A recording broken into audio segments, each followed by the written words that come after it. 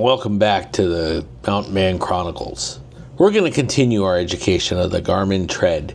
Specifically, today we are going to talk about the latest release, version 12.9, which added the first time in a while, added some capabilities to the Tread that will make it perform better. Welcome to the Mountain Man Chronicles, where the spirit of adventure comes alive. I'm thrilled to have you join our journey into the great outdoors. I'm Paul Piazza. I'm your guide through the wilderness and the storyteller behind the Mountain Man Chronicles. I hope you share in our love and appreciation of what this great world has to offer. Here we live in three simple principles: live, learn, and explore. Live, immerse yourself in the thrill of the moment, whether it be overlanding, exploring unique ghost towns, or simply enjoying the serenity of nature. We believe in living life to its fullest. Learn. Cultivate that childlike curiosity. Every adventure is an opportunity to learn and discover something new. From overlanding trips to mastering trail navigation, we're a constant journey of learning and growing. Explore. Be comfortable with the uncomfortable. Venture into the unknown. Our chronicles are a testament to the places we've been and the stories waiting to be untold. Join us as we explore the hidden trails to the pristine lakes and the mysterious places this great nation has to offer. And of course, what adventure would be successful without proper planning and the right gear? We'll be showcasing some of the tools of the trade along our journeys. I truly hope you enjoy our chronicles and the journey that my wife and I travel through during our overlanding adventures. Thanks for watching. Part of this release is going to be fixing some of the bugs that I had in the past. There were some issues in the past with just getting fixes and sometimes caused that navigation app to reset. That's supposedly been addressed, as well as added support for the new handlebar controller for those who ride bikes and go off-road. So that was a handlebar controller. But more specifically, the new release addresses past bug issues, one in particular which caused the app to reset when it was looking to get a fix. Other things it added was handlebar controller for those of you who are motorbike riders and like the adventure bike out and about. Now has a handlebar controller which allows you to do many of the functions via that controller. Other various bug fixes, but more importantly, the key of this release was add more availability of maps through map subscription and allow easier access, I believe, for bird's eye direct imagery. It makes a user interface for just adding different things to your map. Now I'm going to go a little bit into the map functionality today and I'll show you what that's about. Clicking on map, clicking on layers, you'll see here we have a lot more layers now. So we have satellite imagery, which will allow you to function in and goes to street maps, and you can do hybrid maps. You have USGS quad profile. You can do a hybrid map here, and a hybrid map basically allows you to see the roads and the other terrain that the map has to offer. Again, just basic street maps. You'll see here it takes off a lot of the topo information. I prefer satellite when I'm driving, and then I leave it on hybrid. And then you could do just a base map. Other maps that you can have is atlas points, avalanche data, burn zones, campgrounds, which offers a lot more campgrounds on the map as before. HMU, which basically is your hunting maps. So these are all different hunting maps, and you can see if you click on there. Now some of these, like this one, requires subscription, right? So here in South Dakota we have East River deer hunts and areas like that. In California we had zones when I lived there. So you can have hunting maps, hydro, which basically shows your water a little bit clearer, LTE coverage, so you can look up by carrier here. Again, if you have it turned on, I typically leave that one off. Night lights kind of gives you a vision if you're going out to do some nighttime photography. I tried that and it worked really well just recently.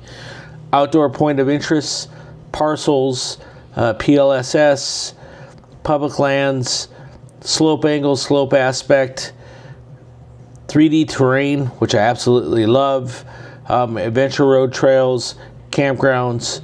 So it adds a lot more capability. Now some of these do require a Garmin subscription, which is like $45 a year. Does give you lots of apps and lots of other ways to look at things. I do subscribe. I actually use it on one of my other apps as well, so it does come in handy.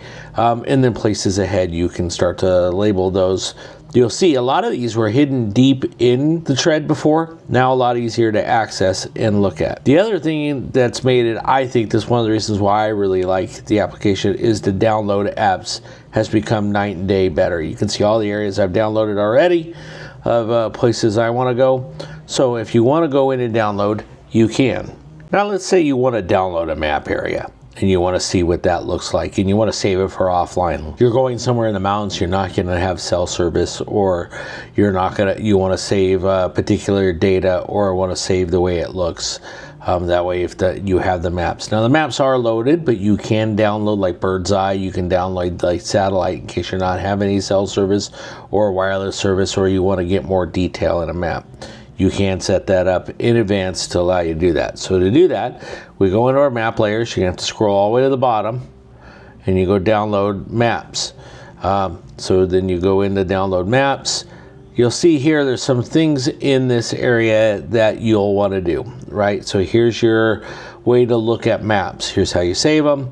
Here's how you zoom in and zoom out. So we can zoom out, or you can zoom in to get more detail. You can see here's your gradient. You can see what the amount of room that you're looking at right here. So I'm looking at 0.8 miles. Let's go to 1.2. I can close out of it. Here's how many layers I've added in this. You can add up to 15.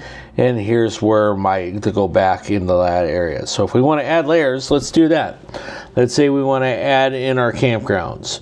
We want to add in shading. I don't really care about LTE coverage. Let's say I want the parcel data. I want to know what public lands are. I want some satellite data. I want the topo. I want the U.S. points of interest, and I want the quad charts. And this is Canada topo area for my Canadian friends. And let's say I want to get atlas points, maybe some boat ramps. Why not? All right, so now that I've chosen all those, you'll see here, I've chosen now 10 of 15 up in the corner. You can see that. I have 46 of 52 gigabytes available to me. And now I want to download. So I click on the download. So it's starting near Chamberlain. It's starting to download.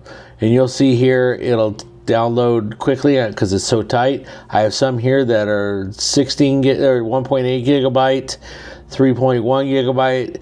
I don't know what the file storage limit is so far. I do know over Wi-Fi they do download quickly. I do like that. So now you can go in and save specific. So you're not only saving the maps, because the maps are loaded into the Garmin Tread, but you can load more layers on top of those maps. So you're not just limited to the layers that are available through the Tread.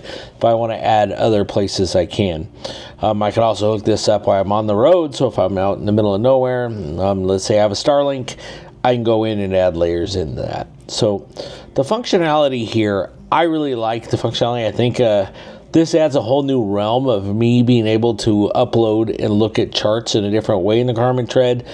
My feeling is it's going to make a Garmin Tread a lot easier of a tool for me to do, because now I can go download the layers I need, but my base layer will never go away, which was one of my gripes with one of the other mapping tools. Is every time you had to go do something offline, you had to save everything. This, your base layer, your road maps, your driving maps won't change. What will change, depending on your need, is the layers that you want to add, the depth, if you look at it that way, of information that you want to look at in the map. Not that the depth is bad in the standard, but if I want more, I can get that. Now, if I want to cancel this, I can hit cancel yes. So that allows me to do that. So some of the examples of how data shows up on here is you'll see here this line where the Crow Creek Reservation is versus standard normal lands. And a lot of that is because I have the different aspects of public land, the different layers, if you will, available on the map. So you can see by looking at the quad maps, much different look because I reset to it.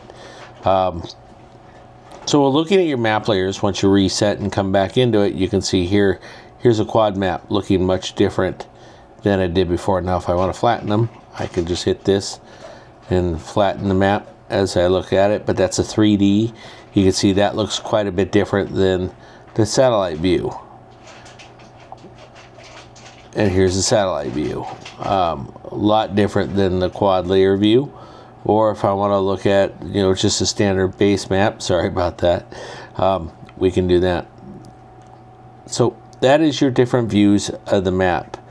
Campgrounds. I'm going to turn everything back on that I had before and move forward. Another one of my favorite features I like a lot is unsaved tracks. So a lot of times if you've traveled around with your Garmin as much as I have, you end up having tracks all over the place. So if I flatten this out, you'll see some of the tracks that I have all through here, through roads I have. Now I can go in and this one isn't one you pay for, it's just one that's available. You can turn off unsaved tracks. So as you're saving tracks from the past, you can either see them or not see them. So for example here, no more blue line through everything, or in some cases red lines. You can see here other points of interest showed up, red buttes, other areas like that. And right now we're in 3D mode, so looking at it that way. Well, that's the big release from Garmin. I like it. It adds a lot of enhancements. I like having all the different map layers. I use the heck out of them. I plan on using them more. If I don't like it, I won't renew the subscription. But so far, I think they're going to be very helpful as I go out on my adventures this year. Thanks for watching. Please remember to like and subscribe.